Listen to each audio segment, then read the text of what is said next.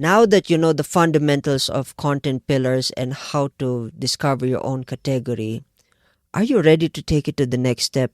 If you are, stick around.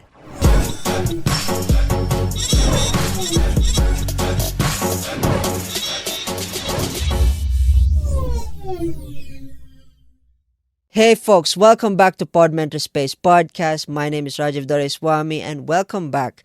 Now that you know about content pillar from the previous episode, let's talk about content matrix. But before we get into content matrix, don't forget to like, share, and subscribe if you're watching this on YouTube. And of course on Spotify, don't forget to hit that follow button. Guys, we love you. The more you grow, we grow with you, and this is all part of the journey. This is probably my third take or fourth take, I don't even remember, but this is my favorite. Actually, it put all the episodes that I love, this is basically one of my best favorite because I really love to talk about content matrix. My history with content matrix is my previous sprint. I did speak about content matrix, but then I never really dug deep into how it's actually structured.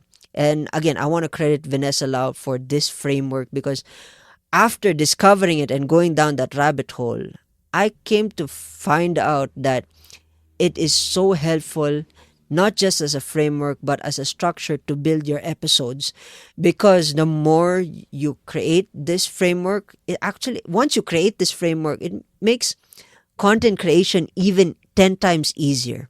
Without this framework, believe me, I do not know if there are any other frameworks out there I might discover along the way, but this is highly one of my recommended frameworks that I'm going to teach you.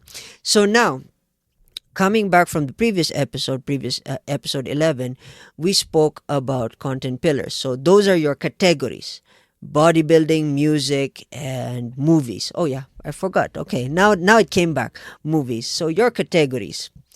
Now let's take bodybuilding.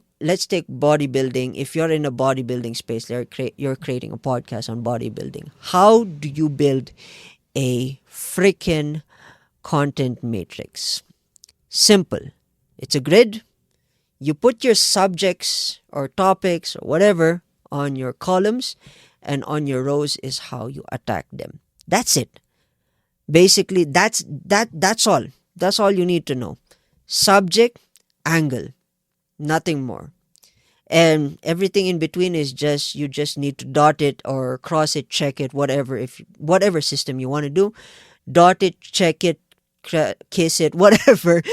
You could just mark what you've done, and if you want to redo them or create another episode, that's how you do it. So now let's go. That's like level 1. Now let's get into the level 2.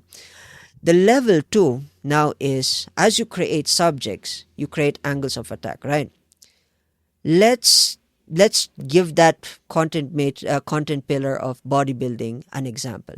Bodybuilding category. Okay, now under the category, let's talk about hypertrophy, strength, and endurance training. So the three fundamentals when it comes to training. Under strength, you have, let's say, most underrated, most overrated, myths, tips and tricks. These are angles, by the way, tips and tricks. So explainers. So now we have explainers, overrated, underrated, myths, and tips and tricks. 5 angles on strength. You already have 5 episodes. Hypertrophy. You already have 5 episodes. Endurance. You have 5 episodes. And that's a subcategory of your content pillar. Now, if you want to go a little bit deeper, let's say you wanted to focus on push-ups. You want to focus on pull-ups. You want to focus on bench press. Put them on the column next to whatever is missing. Explainer, underrated, overrated, tips and tricks, myths. Boom. You have 5, 10, 15, 20, 25. You already just made 25 episodes. Out of subjects. I do not know if you can get the picture. I'm just showing you. I'm showing you a diagram with my hand. But that's just the simplified version of it. Now, imagine if you take that to the next level by expanding the horizons of bodybuilding. Take any content pillar for that matter. But here's the thing, here's the rule of thumb. Never mix a content pillar that has no correlation with another subject.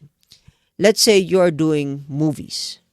Of course, you can focus on the subjects of movies like understanding movies, theory, color grading, all that stuff. But then it would be weird if you have bodybuilding into that movie. It doesn't make sense.